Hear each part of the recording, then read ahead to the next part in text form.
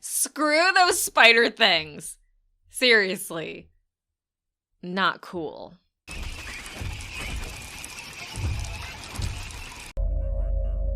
You're fulfilling your destiny. Okay, I think this was another brilliant episode. I loved it. Obviously not as much as episode 1, but it had Cobb and Fett in it, so it's gonna be really hard to beat that. Though, maybe there might be some bigger surprises this season, so maybe they will absolutely beat episode 1. But this episode didn't. But that doesn't mean it was shitty. And I know a lot of people don't like filler episodes, and it agitates them a little bit, especially since we didn't see a lot of forward progress with the storyline, but I don't know. I'm easily amused. Plus, this show is so amazing that I'm loving it every second. I kind of wonder if the Razor Crest is going to be destroyed every season multiple times. It just kind of seems like its lot in life.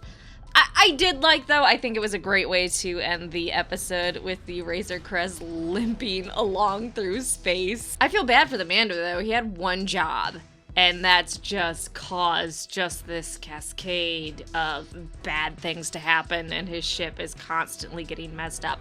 I'm assuming they're going to keep upgrading the ship, and that's kind of where we're going with what happened here. So I'm actually excited to see the upgrades to the Razor Crest. I don't know about you. Speaking of the job, though, the child or Baby Yoda, whatever you want to call it, I can't wait till we actually give him a name and Yoda's species a name so that we can just get on with it. Because most of us are just normal people and we're like, oh yeah, you can call it the child or Baby Yoda, that's fine. But there's like this very tiny part of the Star Wars fan base that is like, don't call it Baby Yoda. Otherwise, I'm just gonna fucking stab your cats to death, and it's weird. Anyways, I absolutely hated the child this episode. I think him eating the eggs, even though they were unfertilized, just was absolutely disgusting. And we know that he has a certain level of understanding, and that the Mando has been able to convey to him, like, hey, this isn't okay, you can't do that. Even though at times, yeah, he does go against what the Mando says. And I also get that he's basically a toddler, even though he's 50 years old. But, and toddlers put everything in their mouths and try to eat shit. I've seen it plenty of times, even though I do not have children of my own. Thank God. But still, it was pretty fucked up. And it was even more fucked up after the Mando told Baby Yoda, like, no, don't do that, and the reasoning behind it. And then at the very end of the episode, when Baby Yoda's, like, looking at her egg stash and she's wrapping around, and then he turns around and, like, slips another egg in his mouth. It's like, dude, you're kind of a fucking sociopath. Like, that's seriously messed up. And I love Baby Yoda, okay? His little ears flapping in the wind, his little facial expressions, cuddling up against the Mando, sitting in his lap. I fucking love it. But Baby Yoda's kind of a douche. I don't know. He has a frog obsession is his problem. And so he saw a frog lady's babies, and he thought, yum. Speaking of the frog lady, I do like seeing other non-human species, races in the Star Wars universe. To me, it's a lot of fun, especially seeing how they communicate and their culture and even their movements, such as she's walking on 2 legs, and then when shit gets real and she needs to GTFO, she starts leaping like a frog and going faster than even the Mando. Little things like that, I think, are a lot of fun, and I enjoy them. Her using the vocabulator of the deassembled droid Zero, I think, was also really cool. A little eerie hearing that droid's voice translating a frog lady, but still really cool. I enjoyed seeing the intelligence and her working to get the Mando to understand, because I feel like there's a tendency in the Star Wars fan base to think that humans are just the OP species and everyone else is kind of like beneath them, which is not true. I kind of wonder how people are going to take her in the hot spring being naked, because for some reason people seem to get really weird about naked women, even if they're from a different species. So I wonder if people are going to be weird about it. I liked it. I thought it was great. I understood why she was doing it, and it showed how much she cared about continuing on her own line, and also made it a lot more fucked up that the child was just nom-nomming on her unfertilized eggs. Gross. Dave Filoni is absolutely a treasure. I will say that every episode. I will say that every second of my life if I need to. Dave Filoni is a goddamn treasure. Seeing him again as a New Republic terrorist X-Wing pilot, I guess. But he's just, the glee in his voice when we got a runner. I just... Can we wrap Dave Filoni just in bubble wrap? And rainbows and sunshine. And his little cowboy hat.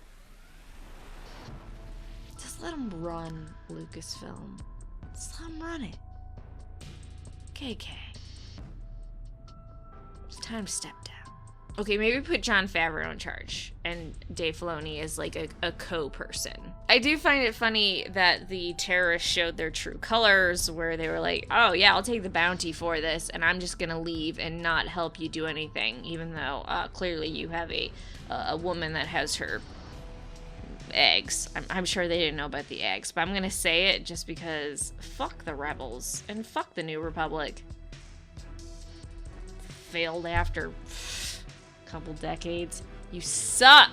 Let's talk about the monster species really quick. So the ice spiders. Honestly, and I know this is just me being excited about my How to Survive a Wampa Attack video. I was really hoping Wampas would be on this planet. I feel like Wampas deserve more than Hoth, and we need to see more Wampa action. The spiders were scary. I don't know exactly what species they were. Maybe the Crachnid that we see in Rebels, but they didn't exactly match it. I know that Star Wars does a whole breakdown, StarWars.com, and on their YouTube channel they do little inside things, so maybe by the time you're watching this video they've confirmed the species of spider, and if it is the one we saw in Rebels. I don't know.